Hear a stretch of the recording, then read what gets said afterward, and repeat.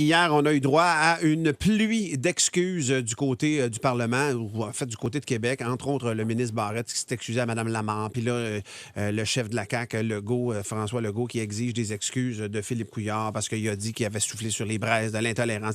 Pendant que tout ça se passe, il y a des besoins.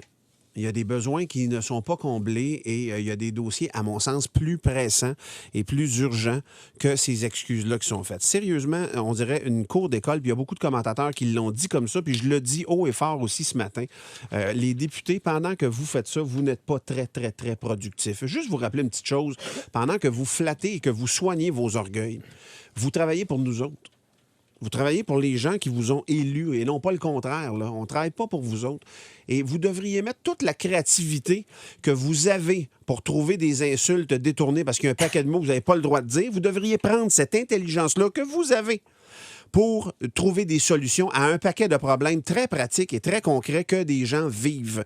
On en a eu un exemple, à Tout le monde en parle. On en a un exemple ce matin aussi dans la presse, avec la Presse Plus, avec Patrick Lagacé qui nous parle d'un handicapé qui se fait donner un bain à chaque matin de sa vie pour aller, puis qui est un handicapé actif, qui travaille. Et là, il se fait couper des heures d'aide qu'il reçoit depuis plusieurs années. C'est la paralysie cérébrale qu'il a, si je ne m'abuse.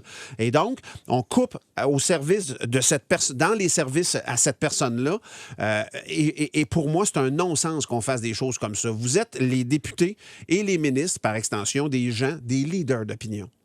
Faites donc preuve de leadership, tabarouette. Faites donc preuve de créativité. On en a des problèmes. On en a un exemple, à Tout le monde en parle dimanche soir. Avec... En fait, moi, je connaissais pas ça, moi, parents jusqu'au bout. C'est, évidemment, ça concerne l'aide à des parents qui prennent soin d'enfants lourdement handicapés. Et moi, cette, appelons-la, confrontation-là entre ces trois mères-là qui étaient là pour dépeindre leur quotidien, leur réalité, ce qu'elles vivent avec leurs enfants, et les politiques ou les voies de solutions proposées par le ministre Barrette, à quel point la vraie vie et la vie de ministre dans leur tour de Babel, c'est deux mondes qui n'ont rien à voir. C'est déconnecté. Ça ne correspond à rien. Ils mettent en place une belle politique qui dit nous, on est prêt à donner des sous pour des familles d'aide, des familles d'hébergement aux personnes handicapées, de l'ordre de 37, 40 jusqu'à 50 000 $. Mais la maman, elle, qui souvent est obligée de quitter son emploi, est au bord du burn-out et de l'épuisement émotif et physique à prendre soin de son enfant, a droit la même à chose, là. 4 000 $ par année. Ouais. Ça sonne bien dans un communiqué de dire nous, on va donner ça, on encourage sa famille d'accueil. Mais la mère, elle, pourquoi elle n'a pas le droit à cette aide-là? Et pendant ce temps-là... En fait, c'est quoi? Elle devrait prendre l'enfant handicapé de la voisine puis se les échanger. Ben, c'est ce que deux mères ont dit. C'est ce que deux mères ont dit. Elles ont considéré, pour voir si elles étaient susceptibles d'avoir droit à cette subvention-là, de s'échanger leurs enfants. T'es rendu là. Et pendant ce temps-là, écoutez, je suis très fière de ma politique, on met ça en place. Mais en plus, on en parlait en début de semaine, là, cette mairesse qui a eu une lettre... De Sainte-Sophie, à côté de Saint-Jérôme, ici. C'est exactement aussi ça. Son propos, c'est qu'on est déconnectés, nous, comme citoyens, par rapport à ce qui se passe aux politiques. Et là, soudainement, M. Barrette, puis là, c'est lui qui est la cible, mais il se la partage à tour de rôle à chaque semaine. Mais là, M. Barrette, qui dimanche, donc tourné jeudi dernier, à Tout le monde en parle, se fait un point d'honneur de surtout ne pas s'excuser, que c'est une game politique. Et là, soudainement, qu'arrive-t-il hier? Là, il s'excuse et s'écrit la dégringolade de « je m'excuse » pour l'autre qui s'excuse, puis je veux une excuse, puis...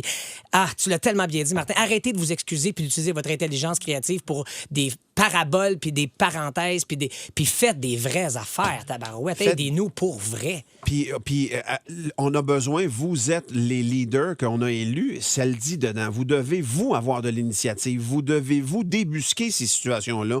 C'est pas normal qu'on soit tout le temps en train de vous crier après. C'est pas normal qu'on soit tout le temps en train de revendiquer des choses alors que vous devriez être des précurseurs. Vous devriez aller en avant des coups. Vous devriez, le temps que vous êtes là, puis ça vous tente pas de faire ça, sais-tu quoi? Vous êtes tout intelligent, faites d'autres choses.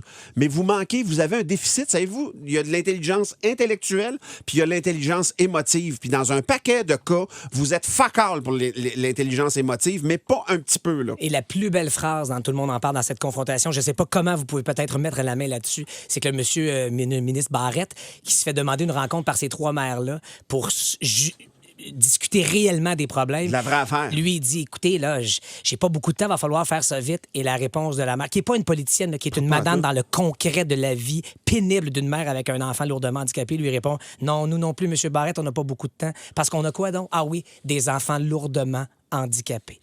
Ça disait tout. Le regroupement Parents jusqu'au bout a mis un ultimatum au ministre de la Santé, Dr Barrette. D'ici le 15 avril, ils font une proposition et ils s'attendent à ce qu'ils s'assoient avec le Dr Barrette pour régler ça. C'est un minimum qui nous parle, Calvaire. Arrêtez de penser que vous êtes sur une autre planète. C'est pas nous autres qui est déconnectés de vous autres. C'est vous autres qui avez le devoir de rester connectés avec nous autres. Là, je m'excuse. Je leur dis, là, on travaille pas pour vous autres. C'est le contraire.